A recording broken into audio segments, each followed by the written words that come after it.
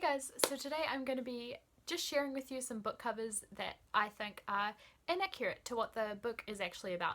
And I saw this video done on Just a Little Bit Random, which is Jenna's channel. It was a Top 5 Wednesday video, and I don't usually do Top 5 Wednesdays just because I don't upload on Wednesdays. And yeah, but I just thought this one was really cool, so I wanted to do it, and it made me, watching Jenna's video made me really keen to go through my own bookshelf and find which covers are really inaccurate, because I never really look at covers very closely. So yeah, I got the idea from her, so I'll link Jenna's channel down below if you want to check out her version of this, because it's a really fun video. So without further ado, I'm just going to get into all the covers that I think are really inaccurate. So the first one is Animal Farm by George Orwell. Obviously this is a classic, so it has a whole bunch of different covers. A lot of them are very accurate. This one, not so much. Look how whack this cover is. It's kind of a farm, so it's kind of accurate, but it's a very unique art style. If anyone knows what this art style is called, please tell me in the comments below, because I'm really curious to know. I feel like it would be like modernist or something, but I'm not sure. There's just a lot going on here. There's a lot of really whack looking animals that don't look real. Like, look at that cow. My boyfriend was like, that's a dragon cow, and I kind of agree. It's very weird looking. Can't really tell what a lot of the other animals are. There's a snail, he looks kind of normal. And there's an ear on this tree. Why is there an ear on the tree? I don't know. So that's a very bizarre cover, and I don't really know why they went with that particular art style, so I just thought that one was really interesting. And then the second one is one that Stephanie from Pink Lemonade reads. She tweeted it one time. She was like, okay, now I've read The Cursed Child and I still don't understand why there's a snitch nest on the cover.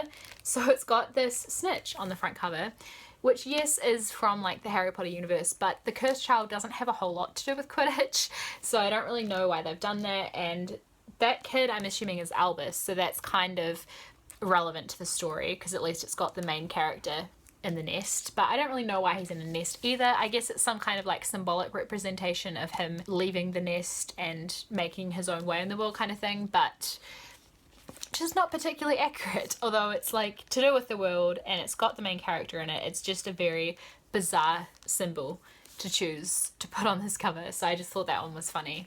Even though I do really like how this cover looks, I just don't really get it.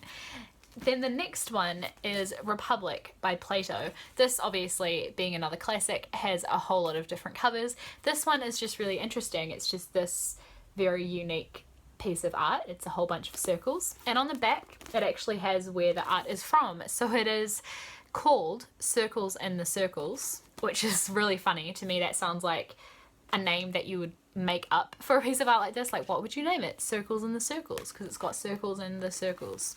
It's from an artist in 1923, and I'm not going to try and pronounce his name, or I could, I guess. It's Vasilij Kandinsky.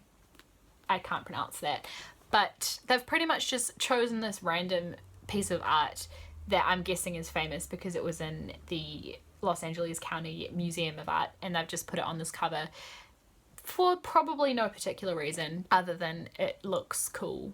I don't know, I just find it interesting that for some covers they just choose some artwork and slap it on there. Then the final two are not so much inaccurate as I just wanted to throw it into this video because I've never noticed this about these covers before, and it made me laugh, and I was like, I have to put this in there. So this is the cover of Bridget Jones's Diary by Helen Fielding, which is the first in the Bridget Jones kind of series now. It was a duology and then it became a trilogy, and now there's a fourth book coming out, so it's a series. And it's a very nice cover. It's got Bridget on the front there smoking a cigarette. It's very 90s. Her hair looks pretty. This is the cover of Bridget Jones' Edge of Reason. What do you notice about this that looks a little bit suspicious? They've used the exact same photograph and just mirrored it, and it was like they were on a low budget or something and just thought, let's not get a new image, let's just make it silver instead of gold and flip it around the other way and no one will notice. And you know what, I didn't notice, so they're right. And the photographs are by Nick Turpin, so I guess he did such a good job that they were just like, we just want to use Nick's photo again, let's just do that, let's call Nick and tell him. The subsequent Bridget Jones covers did not have this picture on them, so there's that. So that is all of the inaccurate slash just randomly wanted to talk about book covers that I'm going to mention in this video. Thank you guys for watching it. I will see you next week with another video. Bye.